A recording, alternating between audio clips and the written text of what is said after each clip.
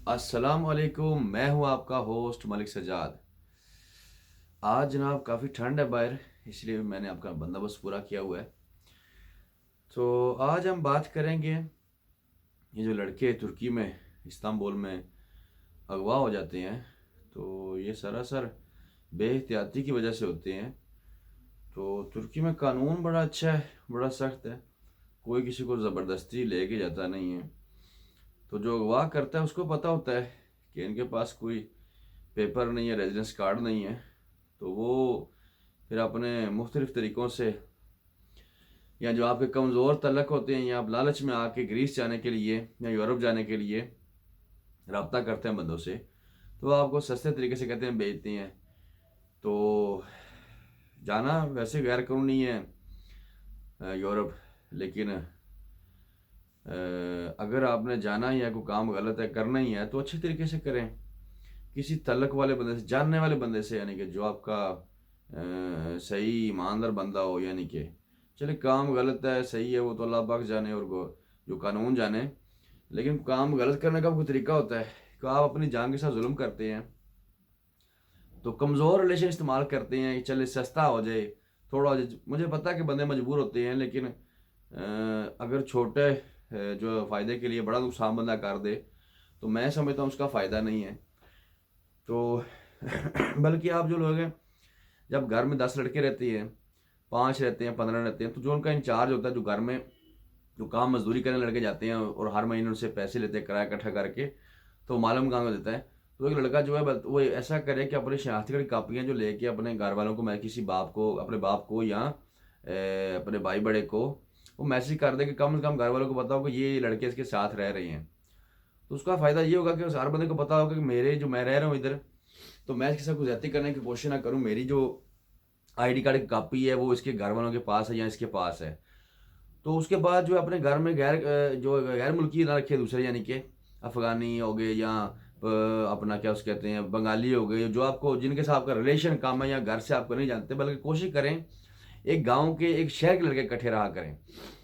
تو اس وجہ سے یہ ہوتا ہے کہ ساتھ باتوں میں لگا کے بندے کو لے جاتے ہیں کہ تمہیں سستا کہیں بیچتے ہیں، لالچ میں دے کے گھر لے جاتے ہیں، پھر اس کو بند کر لیتے ہیں، پھر بند کر کے گھر والوں سے پیسے کافی مانگتے ہیں۔ تو ان چیزوں کا بڑا نقصان ہوتا ہے، کافی سارے بندے ڈسٹرب ہوتے ہیں یہاں پہ۔ چلے جن کا پاس پیپر ہیں وہ کسی کی ہیلپ کرے نہ کرے، اگر کرے تو پھر چلے، اگر سوری اگر وہ اغوا کرتے ہیں جی، تو اغوا کرنے والوں کو بڑی بڑی سزائیں ہیں۔ تو میں کوشش کرتا ہوں جب میرے پاس کوئی بندہ آتا ہے تو میں کہتا ہوں پاکستانی اگر بیچ میں ہو تو میں کوشش کرتا ہوں نرمی اختیار کروں، یعنی کہ قانون پولیس کے پاس نہ جاؤں، اس کو کس طریقے سے فون سے یا کر لوں، کیونکہ آخر کار وہ پاکستانی بچے سے غلطی اس نے کی ہے، 10 15 سال یا 20 سال سزا ہو جاتی ہے، کوئی فائدہ نہیں ہے چھوٹے سے ایک پیسے کے لیے۔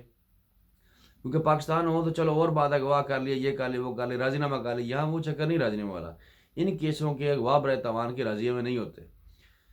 تو پھر جو ہے غیر ملکی اگر ترکی ہیں، پولیس والے ہیں، تو جو لوگ مجھے جانتے ہیں ان کو پتہ ہے کہ میں نے کافی ساروں کو، یعنی کہ الحمدللہ وہ کیفر کردار تک پہنچایا، ابھی جیلوں میں سڑ رہے ہیں، یعنی کہ کوئی 10 سال کی، کوئی 15 سال کے لیے۔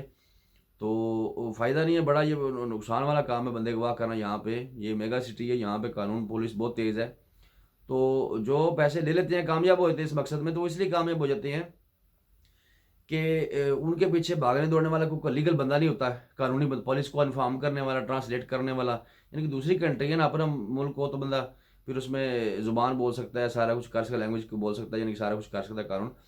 تو کونسلیٹ آپ جا سکتے ہیں، ٹھیک ہے جی، ایسا مسئلہ بن جائے تو کونسلیٹ آپ کی کچھ ہیلپ کرے گی، کوئی پاک بندہ لیٹ تھانے پولیس کو انفارم ضرور کر دیں، یعنی کہ ایسے مسئلے۔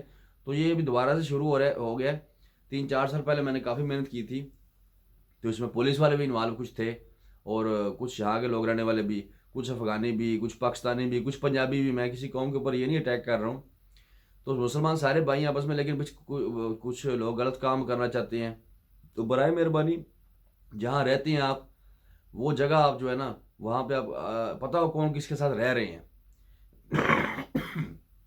کسی کے ساتھ نہ جائیں آگے پیچھے کسی کے مکان پہ رہنے کے لیے، یا کسی کے لالچ میں نہ آئیں کم پیسوں کے لیے۔